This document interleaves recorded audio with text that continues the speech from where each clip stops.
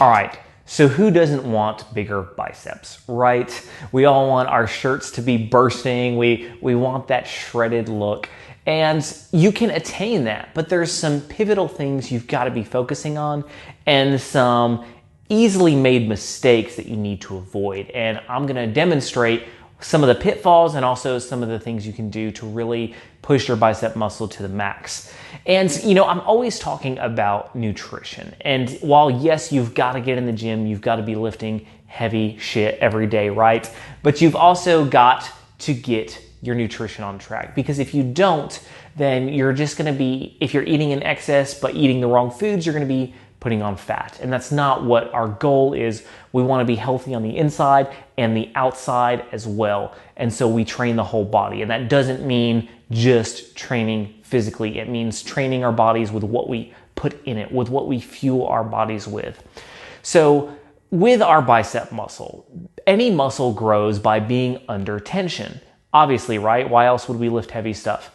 But often what we miss is we think that if we're just in the movement of lifting weights, regardless of how we do it, it's going to have the result we want.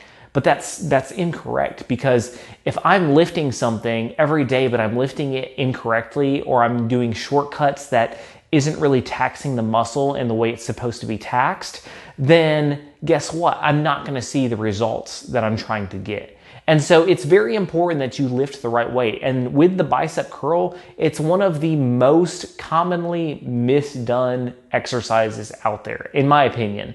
I see it done incorrectly all the time. And I used to do it incorrectly. So I'm not like faulting anybody out there. Like, I used to do it myself. I didn't know any better when I started off. And we're not usually taught. We see the bicep curl in our mind and we think, oh, it's an easy concept. I know how to do this. But for me especially, like, I had to retrain my brain on how to do the bicep curl. So let's jump over and I'm going to demonstrate some things for you with this curl. So with this curl, you'll notice that I'm standing up straight. I've got my knees aren't locked. I've got a slight bend in them. And I'm using dumbbells in this demonstration. You can do barbell. I like to do dumbbells because it helps avoid any, imbalance with your arms. One arm isn't compensating for a weaker arm. So you're going to grab your dumbbells and you're going to, first off, start all the way down. None of this half crap, like in the middle. You're going to start all the way down and you're going to come all the way up. And then you're going to hold and you're going to slowly bring it all the way down. And this is where a lot of people miss it. They start doing this speed thing where they're just pumping it out. And what happens with that is your body's momentum and the momentum of the movement carries you through the exercise. So you're not getting the full benefit of the bicep curl.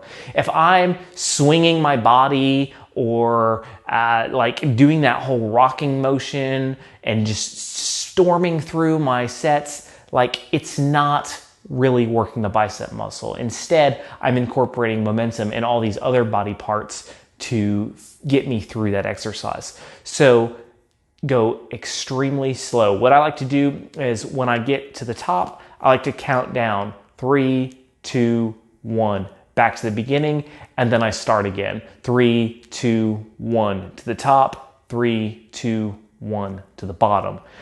Getting in the habit of just counting this out in your head is going to benefit you so much more. And the reason this is going to get you the bicep muscles that you're trying to get is because you're actually straining the bicep muscle through that movement. If I'm doing this rocking movement, there's so many other things at play than the bicep muscle. But if I'm completely still and I just lower, hold, and raise and hold, that bicep muscle is under so much more tension. And I've talked about it before, time under tension is key if you're trying to gain muscle. So try this out with your movements. I'm telling you, it's going to be hugely beneficial to your bicep gains. So stay tuned, because in next video, we're going to be talking about a lot of things you can incorporate in addition to the bicep curl to build your biceps. So hit the subscribe button below. Make sure to turn on the notifications so that you don't miss any future videos.